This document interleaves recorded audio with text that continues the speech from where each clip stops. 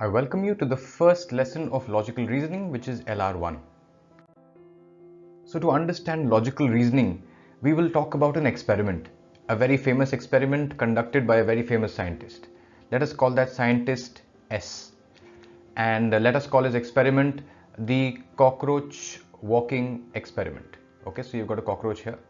So what S would do is that he wanted to see as to how the cockroach responds when you tell him to walk.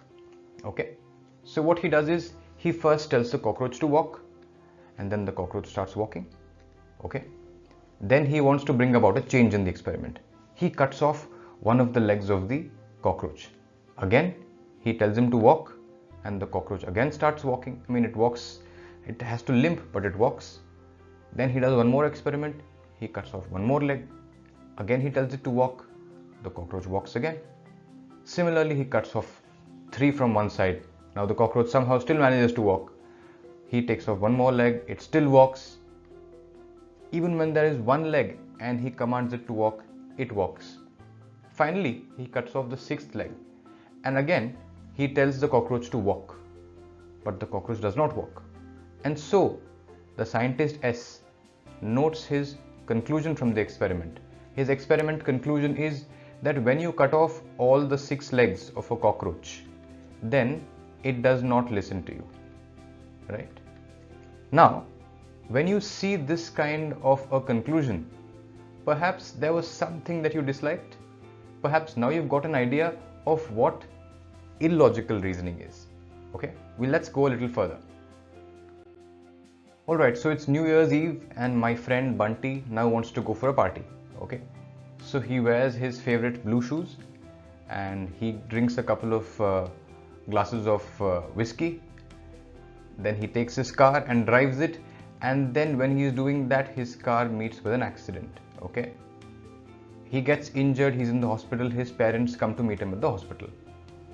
Now his parents scold him and they say that this accident happened because you consumed this alcohol. On the other hand, what Bunty says is that no, the reason that this happened was because I wore blue shoes. Now, between these two arguments, which of these do you think is logical and which is not?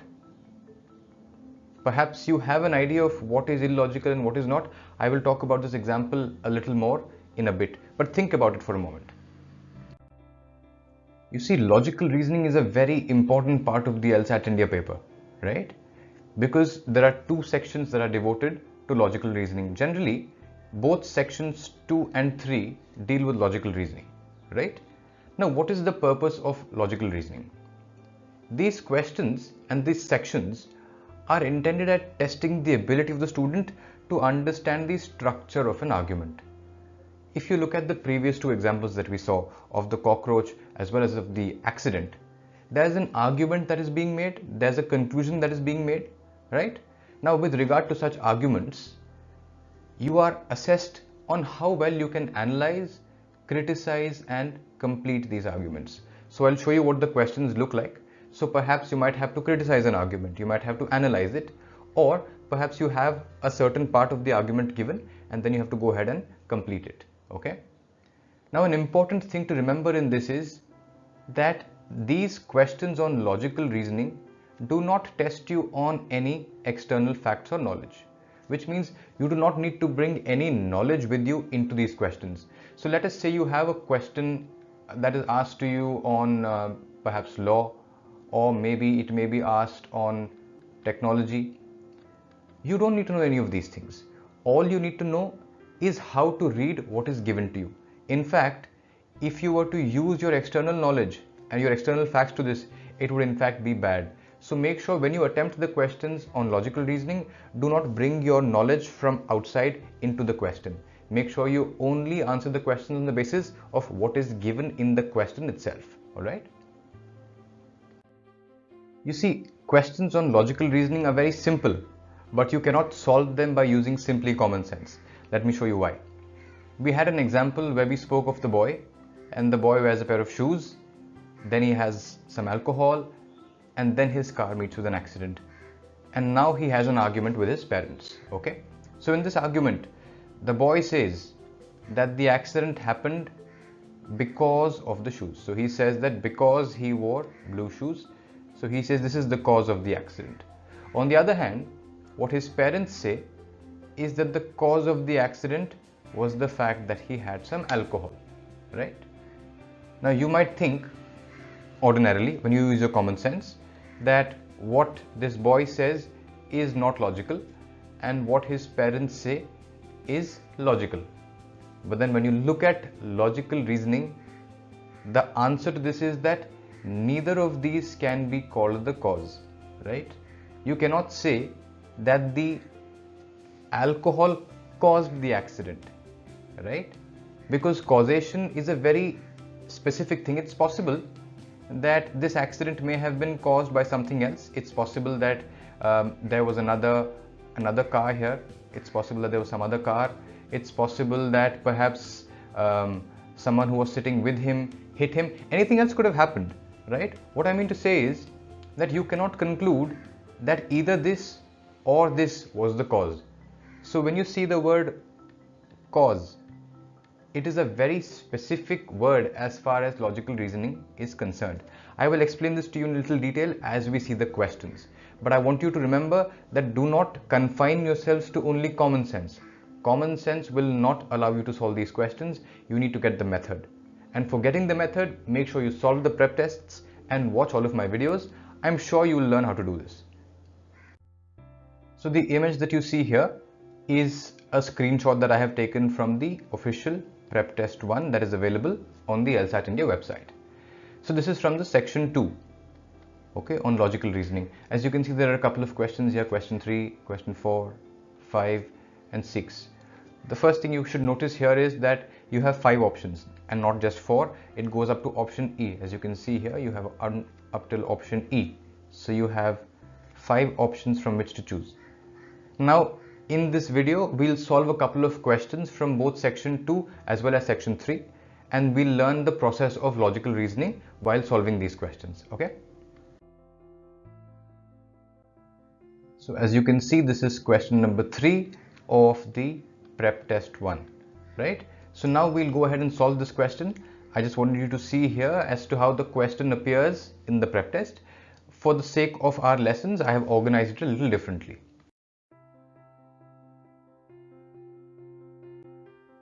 Now there are a couple of important points I need to tell you.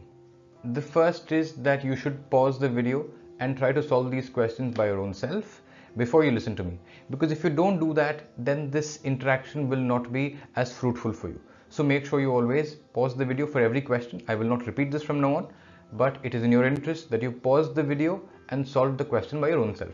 That's the first thing. The second thing is that do not use pen and paper to solve this. I know this is hard because we are all used to solving pen and paper. In a certain sense, even I am using a digital pen to solve the questions. But since the LSAT India is online this time, you will not perhaps be able to use pen and paper. This is because the proctoring, which is like the invigilation that happens in the LSAT India, happens through your webcam. So you have your webcam here, it sees you through the webcam, and let us say you had a piece of paper here and you look down to solve it. Now this could be anything. This could be your phone, this could be perhaps a laptop that you've kept down.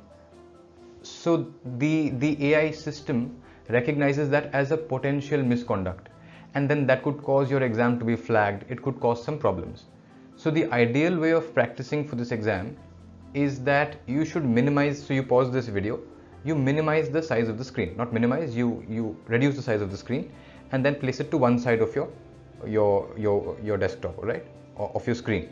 And then on the other side here, you open say an MS Word or a notepad or whatever, or a sticky notes, and you start writing what you have to there. So you type it in, and you must practice this for the entire 1 week that remains, and that's how you'd be able to do this on test day. If you practice using pen and paper, then on the test day you'd not be able to do that. So make sure you practice that as well. Now we'll have a look at the question. So as you can see, question 3 says that a century in certain ways is like a life. Now remember, you're not supposed to challenge what is given in the questions. You just take the facts as they are. You do not say that no, this is not right. You take the facts as they are, believing them to be true. This is a test only of logic. It is not a test of knowledge. It is not a test of facts. Okay. So it says that a century is like a life, because towards the end of a century, right, people behave towards that century in a manner that is similar to how people behave towards the end of their lives. All right. So he says, so just as people in their last years means the end of their life, spend much time looking back at the events of their life. So what he's saying is that they look back at the events of their life. People at a century's end, you are left with a blank. Now you see, there's a certain structure that you can see. As you can see, he said that the century is like a life. The behavior at the end is similar. So if at the end of a life, they look back at their life, it means that at the end of the century, they should be looking back at the century, right? And we look at now the options. Obviously, we know that this should deal with a century. So A is eliminated. A is not the right answer, because here he is talking about lives when actually you should be dealing with century. So I eliminate option B. B, fear that their lives are going to end. Again, like I said, it should not be dealing with lives. So I'll eliminate option B. Focus on what the next century will bring. You see, we just saw that you have to look forward, that you have to look back, whereas this question talks about looking forward. So I eliminate this as well. Look at option D. Become very interested in the history of the century just ending. Yes, this looks like a potential right answer, because now you're looking at the history of the century that is going to end. Like you look back at the life that's going to end, you look back at the history of the century that is going to end. This is a potential right answer. Let's look at option E. Reflect on how certain unfortunate events.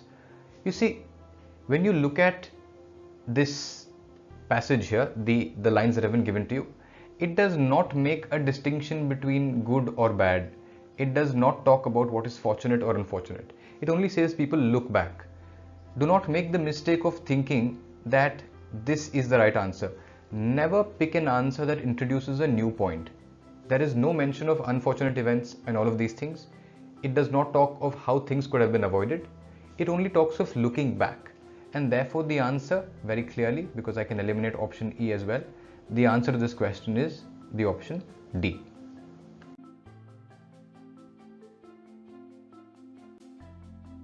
Alright, make sure that you attempt solving the question by your own self before you listen to my explanation. Okay? So I hope you've done that, and now I'll discuss this question with you. Let's first see as to what this question requires of us, right? So you can see here that there's a driver who makes a certain statement, okay? And he makes a certain argument. Now the question asks you as to which is the ground on which his argument is the most vulnerable to criticism, which means the question is basically asking you as to what is the biggest weakness of his argument. So you need to see as to what the grounds are where you can criticize it, which means that it has to be weak. Now, before even going to the questions, let's have a look at what these options contain. And through these options, I'll tell you some important things that you should know. First, look at option A. Okay.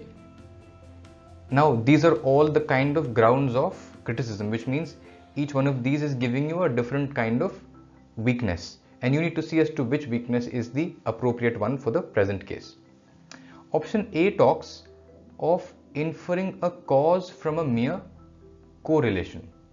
You see, there is a relation that is called cause and effect, right? When you see a cause and you see an effect, this is different from two things being merely related. All right. Let us say you notice that generally people in the army, you might have heard this thing, that people in the army generally have good friends.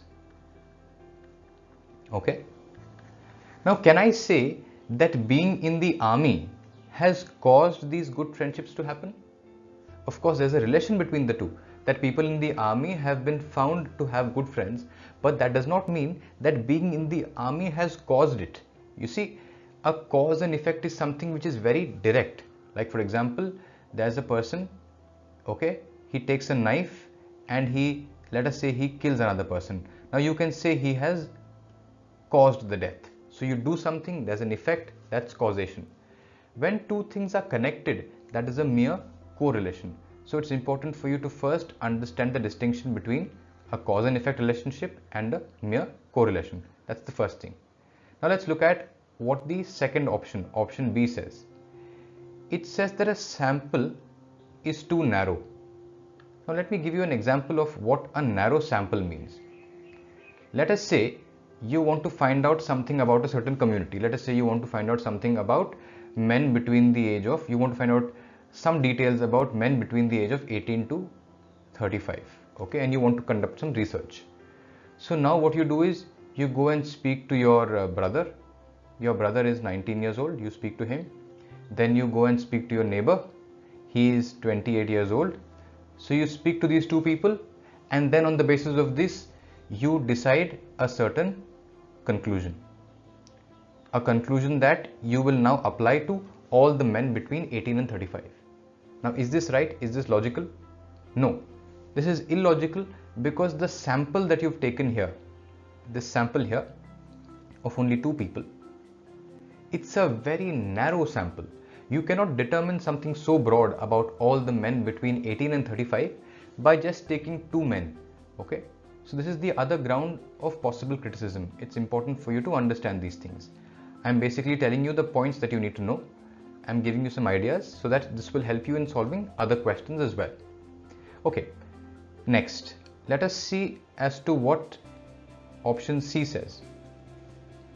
That he misinterprets evidence, that a result is as likely as evidence that the result is certain.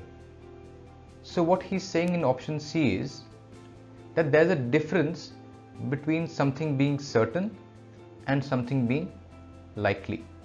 Alright, so he says that this person has made a mistake, that the weakness in his argument is that he has considered something which is likely to be something which is certain. This is simple, it doesn't require you to know too much, so I won't waste more time on this option. Let's look at option D. It talks about two kinds of conditions. It talks about conditions which are sufficient. It's important for you to learn these two words. Conditions which are sufficient, and then you have conditions which are necessary. Now, what is the difference between a condition that is sufficient and a condition that is necessary? Let's think of an example of something which is a condition necessary first. Let us say that a condition necessary for you to write LSAT-India, right? A condition that is necessary for this is that you should register for the exam, okay? Which means that let us say you want to get admission into a certain college. Let's say there's a college, ABC University. You want to get into this university. It accepts students on the basis of the LSAT-India scores. Now, what is the condition that is necessary for this? Well, necessarily you should have applied for this exam. You should have also applied to this university. But is applying for the exam sufficient for you to get into this? No. Which means for the conditions to be sufficient, you need some more things, right? So it's important for you to understand there's a distinction between conditions sufficient and conditions necessary. So conditions necessary are like an eligibility, like filling the form for LSAT India, writing the LSAT India, filling the forms for ABC University. These are all conditions necessary, but these are not sufficient to ensure that you get into ABC University. Perhaps the sufficient conditions would be, do you have the fees? Do you have the willingness to go to that place? Have you scored well enough? And several other factors. So if you can have all of these, then those conditions would amount to sufficiency. So I hope you've understood the difference between sufficiency and necessity. And then finally we look at option E, which talks about the unreliability of the source. So as you can see, what is the source here? He has two sources for his information. The first source of his information is his friends, who told him that since he drives recklessly, he could meet with an accident. That's the first source. The second source is what he calls some research, right? Now this research, we don't know as to what his source is, okay? But then you just understood as to what a source is. I have not discussed the question with you here, but I wanted you to be able to understand these options. It's like I'm giving you some knowledge so that you can solve questions in the future. Now I will solve this question in particular. This was a very general explanation for logical reasoning questions in general. So what you see in this question is that this driver says that his friends say that one day he will have an accident because he drives his sports car recklessly, right? So then he does some research and then he finds out that if you have a minivan or a larger sedan, then in such case there is a low rate of accidents. So what he decides is that he will trade his sports car for this, which means that he will sell his sports car and then he will buy this one so as to prevent himself from the risk of accident. Now when you see this, you can immediately see that something around this is not okay. It appears stupid in a certain sense. That is what we understand as being illogical, okay? So you know this is illogical. Now the point is that we have to see as to where this absence of logic lies, and we have to pick one of the options from here. So what our driver basically says is that he has a sports car which his friends say he drives recklessly and that could lead to an accident. So what he does is he does some research, and on the basis of that he finds out that in comparison to the sports car, which has higher rates of accidents, there are lower rates of accidents in the minivans and in the larger sedans. So he says, let me replace my car by this one. So if this happens here, then his accident or his likelihood of accident would reduce. Now what has he done here? He has decided here that the accident has been caused by the sports car. So what he thinks is that if he replaces the sports car by this one, then his risk of accident will reduce. You see, it's very important for you to see here that this research that he has seen, this research which talks about lower rates of accidents in these kinds of cars as compared to this does not talk about causation. This is important. It does not talk about causation. It does not talk about a cause and effect relationship. It's a mere correlation. If you remember, when we were also seeing the initial example in the beginning of the lesson, where we saw that wearing a shoe, let us say it is found that people with blue shoes are found to have accidents more often. Or let us say you have an example that most of the accidents happen between let's say 10 p.m. and 4 a.m. Now does that mean driving between 10 p.m. to 4 a.m. causes the accident? No. Of course there's a correlation between driving late at night and meeting with an accident, but driving late at night does not mean that it is the cause of the accident, okay? So the mistake that the driver is making here is that he is treating this correlation as a causation, and therefore the answer is option A. If you look at the other options, you can see that the other options don't matter. For example, let's look at option B. Here it does not refer to a sample, so option B is irrelevant in that sense, okay?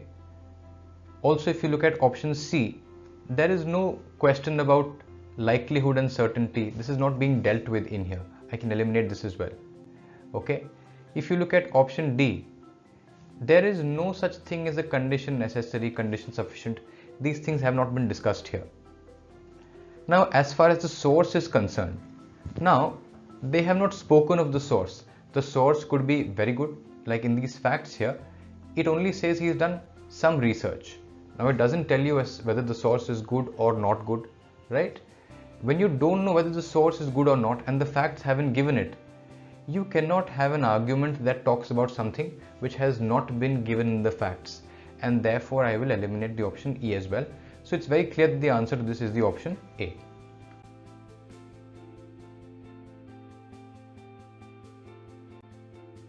make sure you pause the video and solve the question by yourself first, only then should you listen to my explanation. Okay, so what the question says is that car companies solicit consumer information on some factors, human factors, such as whether the seat is comfortable or not, whether the controls are easy to use or not. So it seeks this kind of consumer feedback. Then it goes on to say, however, designer interaction with the consumers. So it says designer interaction with the consumers is superior to survey data. So designer interaction means that the consumers actually interact with the designers, whereas in a survey they are asked as to whether they found it comfortable or not. He goes on to say, because the data may tell the designer why a feature on the last model was given a low rating. So if there is designer interaction, he also knows as to why that thing was bad. So if it was given a low rating, he can now correct this. But if you get only data, now here in a survey you only get the data, then in that case you do not come to know as to why that low rating was given. Okay, so now you look at the five options rather, and see as to which of these most closely conveys what we have discussed here. So basically what you can see here is that the discussion here was that interaction is good because it will let them know as to why that feature was given a low rating. Okay. Now when you look at the 5 options, let us say we start with the first. It says getting consumer input for design modifications can contribute to successful product design. This looks like a good answer because it says that you can get feedback from your consumers and then you can improve it. It looks like a possible option. Let's look at option B. That car companies traditionally conduct extensive post-market surveys. Now you see these are things that are not given in the passage above. So I will immediately eliminate this option. Look at option C. Designers aim to create features that will appeal to specific market niches. Again, there is no mention of any niche, so you can just eliminate this option as well. Look at option D. A car will have unappealing features if consumers are not consulted. You see, this is where you need to understand. Let us say you want to make a car, okay, and you want your car to look beautiful. You can consult clients, you can consult your consumers. So let us say you want to make your car beautiful. So you can ask for consumer feedback. Now that does not mean that if you do not get consumer feedback, your car will not be beautiful, right? So the relation works like this, but the inverse relationship does not work like this. It is possible that you need not speak to anybody, you need not get any kind of feedback, but yet you can make a beautiful car, right?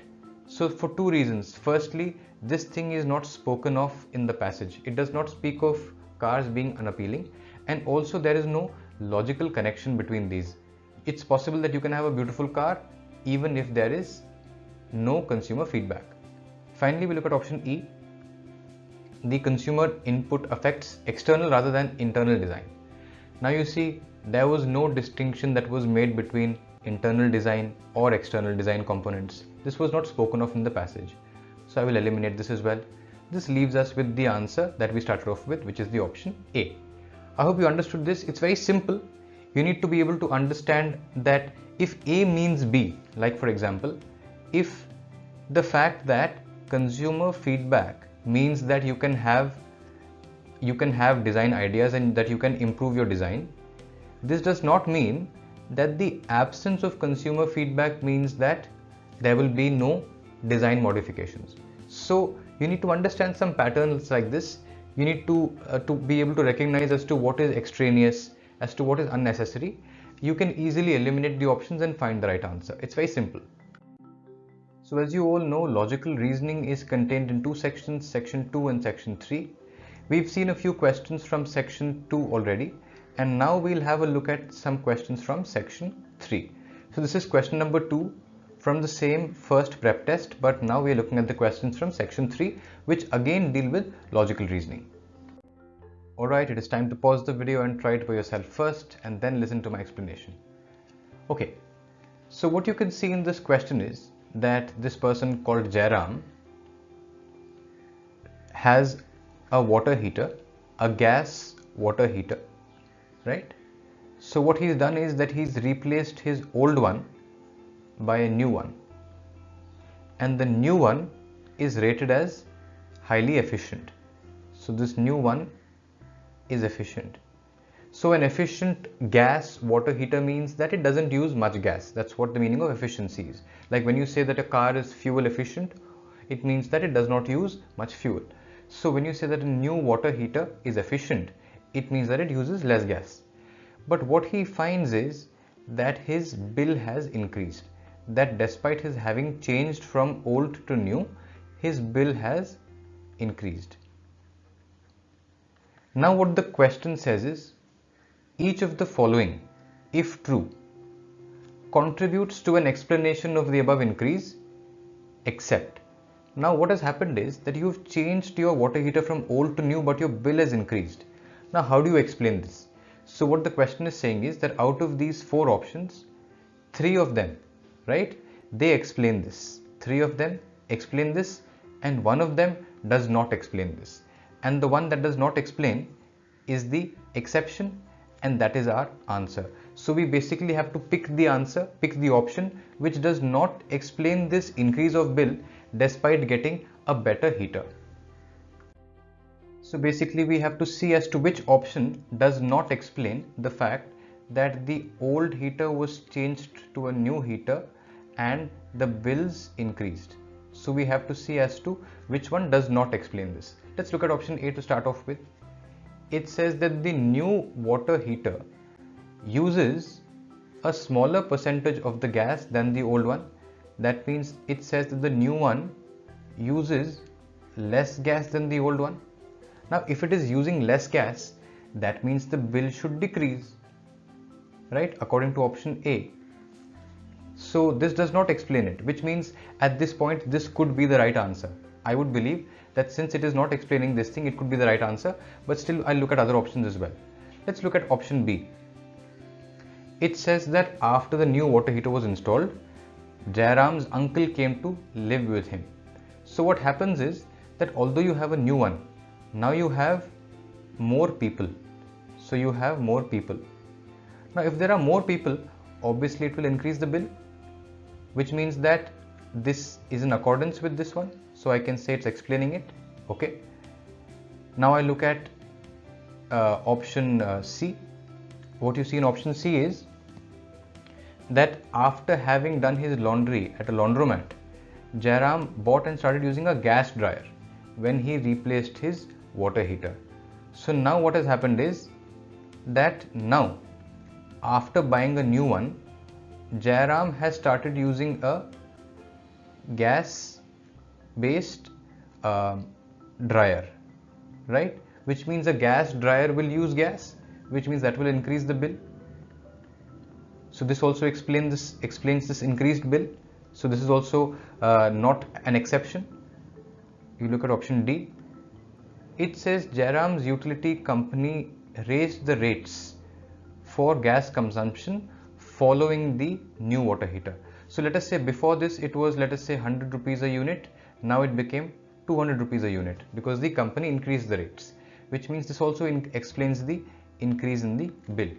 So as you can see, these 3 options show an increase in the bill and they contribute to this explanation, whereas the option A does the opposite. It is a reason that should make the bill to have reduced, and therefore option A is the answer. We'll solve one more question before we end today's lecture. This question is again from section 3. Like always, pause the video and try solving it by your own self first before you listen to my explanation. We've been doing this for a while now, so perhaps you should be better at it already. Okay, I hope you'd tried it by your own self. Now I'll explain it to you. So what you see in the question is that it says that political candidates' speeches are loaded with promises and with expressions of good intention. So he says that the speech, okay, of a politician is very good, okay, it appears to have good intention, but one must not forget that politicians in giving these speeches have a selfish motive, which is that they will get elected. So he says that behind this good speech there is the motive, and the motive is selfish, which is that they will be elected. So what he says is clearly, because there is a motive, these speeches are selfishly motivated and the promises in them are unreliable. Okay. So what he says is that the speech may be good, but then there is a motive, and that motive is to get elected, and because there is a motive, it means it is unreliable. Perhaps you are able to see that there is a kind of missing bit in between, because of which this feels illogical. Let us see this in a little detail.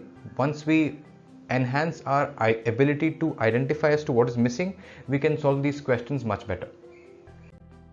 Alright, so what we gather from here is that if there is a political candidate, he gives a good speech, but we must not forget that behind the good speech there is a motive, and since there is a selfish motive, what he says is not reliable.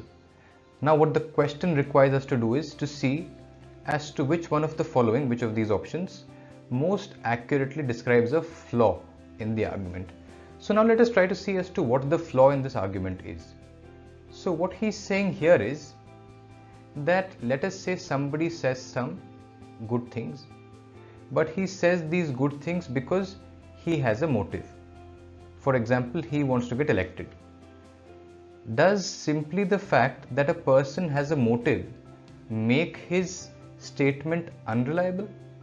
Let us say, for example, there is an honest minister. Okay, let us say there is a candidate who genuinely wants to do well, and therefore he wants to become the prime minister. So he's saying good things and he also has a motive, but that does not mean that what he's saying is not reliable. Now once we've understood this and you look at the four options, I think it's very simple. Take a moment, pause the video and look at the options and try to look for the answer. Okay, I hope you've done that, and then you can see that the answer is option D. So you'd realize that as we keep doing these questions, our method of solving these questions becomes much faster. You should remember that, again, like with all other sections in the exam, you have around 35 minutes to solve around 25 questions, which means that you can take only about 90 seconds to solve a question like this. Don't worry, in the beginning it takes a little time. You might be thinking that we've taken a lot of time in this video, but that's because you're learning the process. Once you learn the process, it takes no time. You just look at the question and you don't use only your common sense. You start using the rules that we've learned. You use the principles that we've learned, and then you can start solving these questions between sometime between 90 seconds to 120 seconds. If you can solve a question in a minute and a half or two, you will still get a score of around 90 percentile in the LSAT India.